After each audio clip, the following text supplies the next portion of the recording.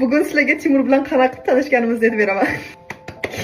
2024-yil fevralda men butun oilam bilan kruiz sayohatiga bordim. Kruiz unaqa ekan, kruiz bunaqa degan videolarni joylaganimni Timur ko'rib, menga reklama bo'yicha murojaat qildilar. Assalomu alaykum Farida, mana sayohat agentida ishlaydigan o'rtog'im bor va ularga sizdan reklama olmoqchi edik. Necha pul bo'ladi? Shuni e'tibor olasizmi deb yozdilar. Men qabul qildim, ularga reklama joylab berdim va shunaqa qilib salomatligimiz bor edi. Oradan ozgina vaqt o'tib, men o'zimni reklamalarimni hal qiladigan menejerim bilan urushib qoldim, chunki ular men reklama qilmayman degan kompaniyamni ham menga majburlab reklama qildirmoqchi edilar. Buni Timur bilib qolganlaridan keyin menga u odamning telefon raqamini bering, men o'zim gaplashaman, sizga hech kim unaqa qilib majburlashga haqqi yo'q dedilar. Hammasini hal qilib, Farida sizga ish bo'yicha bitta taklifim bor, yuzma-yuz ko'risha olamizmi deb yozdilar. Bitta kichkina kafengada uchrashdik. O'sha kuni meni o'zlarini menejerlar bilan tanishtirdilar. Farida bu Afzal, xohlasangiz sizni ham reklamalaringizga yordam beradi, o'zini ishini professional deb tanishtirdilar.